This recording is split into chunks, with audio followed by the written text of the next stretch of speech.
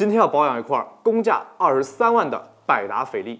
表主把这块表送过来的时候，特意嘱咐，希望能把这块表的每日误差控制在3秒以内。我只能说格局小了。既然客户信任我，把表交给了我，那误差我肯定是要给他控制在1秒以内的。我们先来看看它现在的误差是多少。每日误差22秒。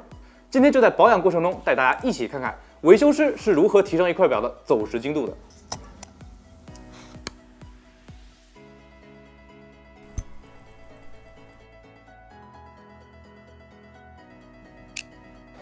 百达翡丽精致的珍珠坨可以节省机芯的空间，让机芯变得更薄。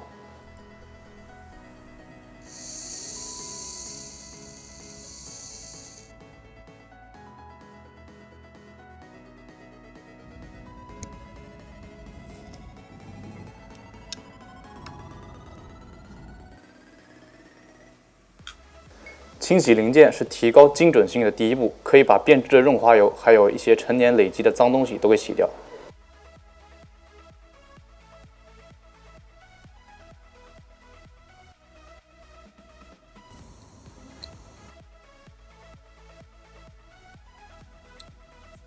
给红宝石轴承点上润滑油，可以提高摆轮的摆幅，间接提高精准度。上完润滑油之后，轮系传动变得更加流畅。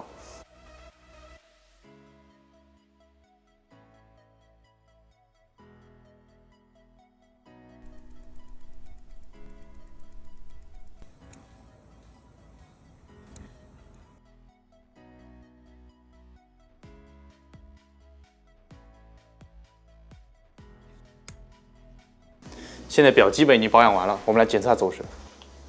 走时优化了10秒左右，但相比我们的目标优化到1秒以内，显然是远远不够的，因为还少了一样最重要的调整砝码摆。通过调整砝码摆上的缝隙，就可以改变轮边的重量分配，通过减少轮摆的有效直径来加快手表时间。好了，再来检测一下走时。没问题，走时误差成功被我们调整到了1秒以内。